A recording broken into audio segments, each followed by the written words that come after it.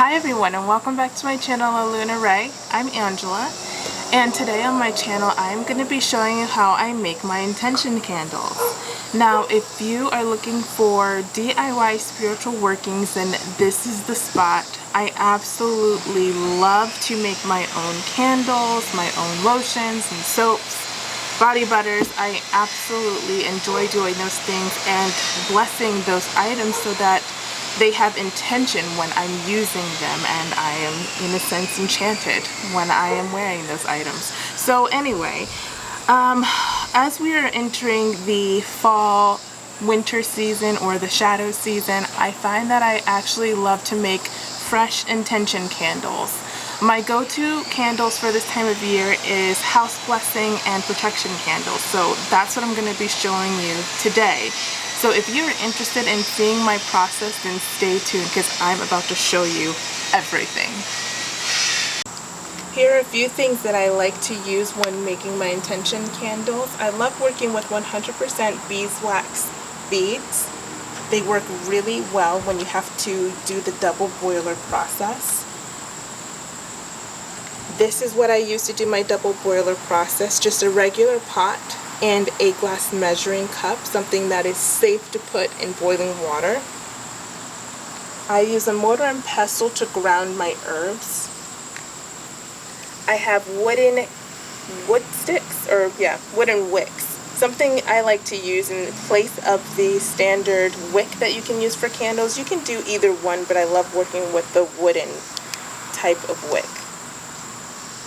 I have my essential oils that I want to use in my candle. I also use a notebook to keep track of everything that I put into my intention candles so that I can remember what worked. You can use old glass jars or old cups or bowls to make your candles in. And of course I love to work with my herbs. Alright, so let's get started. Yeah. The first thing I like to do is make sure I clean all of the jars that I'll be using for my candles. So I just do a quick warm soapy rinse of everything just to make sure they're good to go.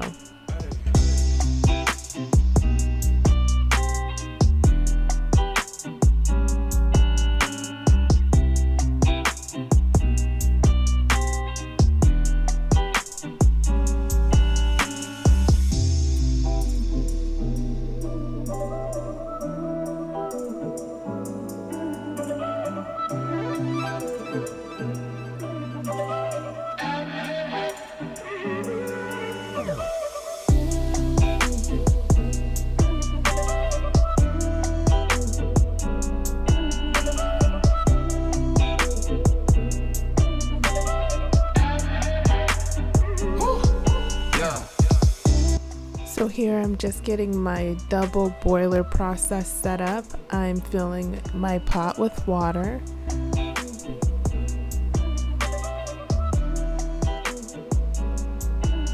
And I'll be using a glass measuring cup. I've done this multiple times and this is safe to use in boiling water. So here's a lid that comes with most mason jars. I like to use this at the bottom of the boiling pot because I don't want my glass cup directly on the heat. So this is just how a double boiler process works. And now I'm adding my beeswax beads, and it'll take a while for them to melt.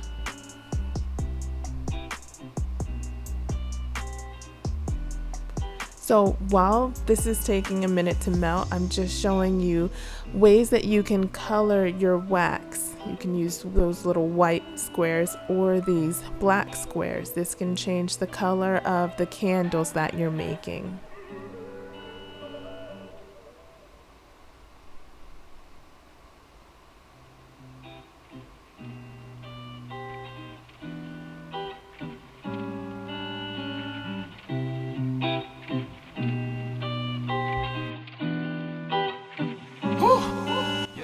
So as the beads melt, I realized that I need more wax beads for the amount of candles that I'm making, so I just add more, and I also add more water because as the water boils, it evaporates. So while I wait for my wax to melt, I'm gonna go ahead and get my herbs out and start prepping them for my candles. I'm gonna be using sage to reduce negativity in my home. I'm also going to use Palo Santo. I love to use this to just invite like a sweet Holy Spirit. This is hyssop. Hyssop is great for purification. Chrysanthemum is wonderful for protection.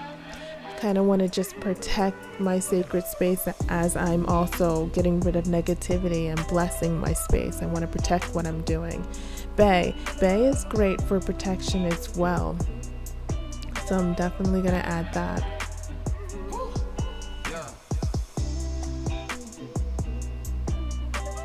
That's a little blessed thistle.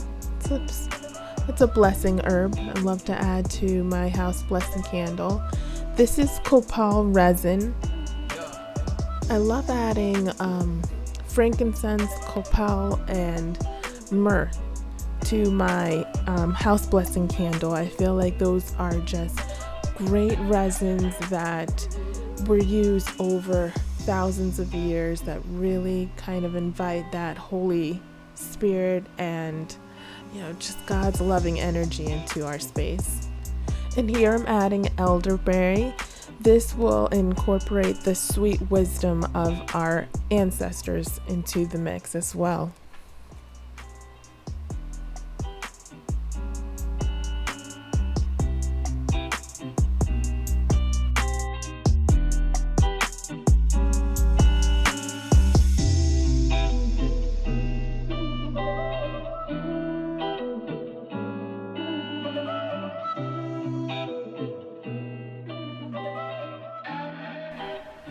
So here are the wooden wicks I'll be using for my candles, and I'm just showing you how to add the little clip to the bottom. So I find it easier if you just put the clip flat on the table and then just push the wooden wick into it, and then it stands perfectly in your jars.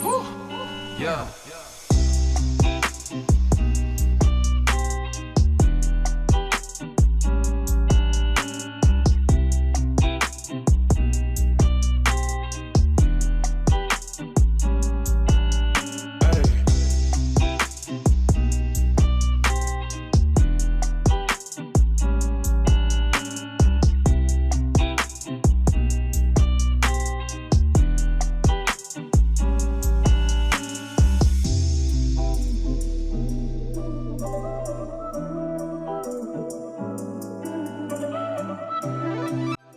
Alright, so my wax is melted, and I'm actually going to let it sit because what I'm showing you here is my wax is starting to dry a little bit at the top, and that lets me know it's time to add my essential oils.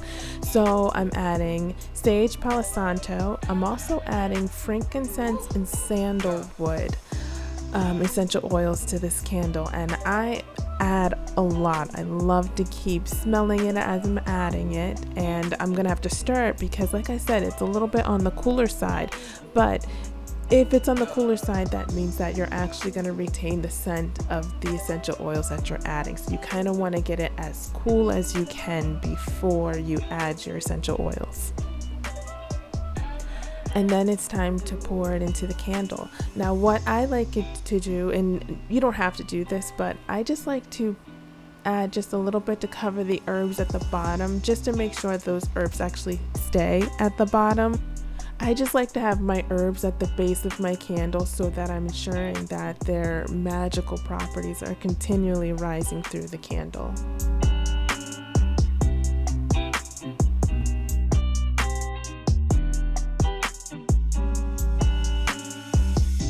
Here I'm just showing you how I added bay leaves to the sides of the candle. I really thought that was a nice touch. I thought it would be a beautiful look as my candles burn.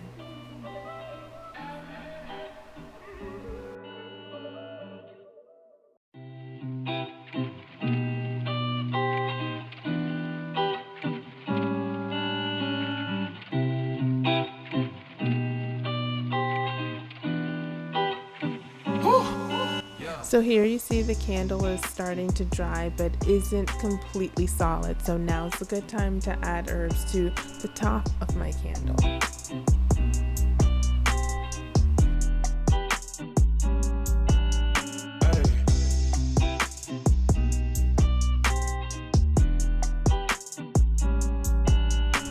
I also love to add chipstones to my candle. So I'm adding clear quartz chipstones. They just magnify the intention of the candle that I've created.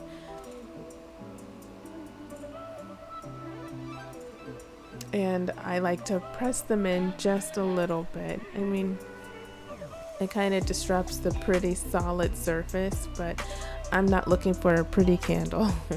I want a magical candle. So I do whatever it takes. So this is the final product, almost. I still have that really long wooden wick there.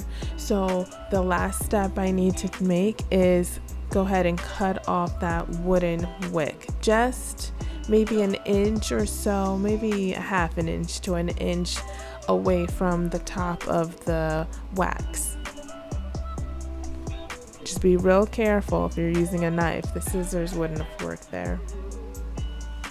And now I'm done. It's time for me to light my house blessing candle. So I've made 3 of them, one for my bedroom and just one for other rooms in my house. So there you have it. I hope this video has given you some ideas of how to create intention candles that will continually protect, bless, and purify your home. Alright, so thank you so much for watching.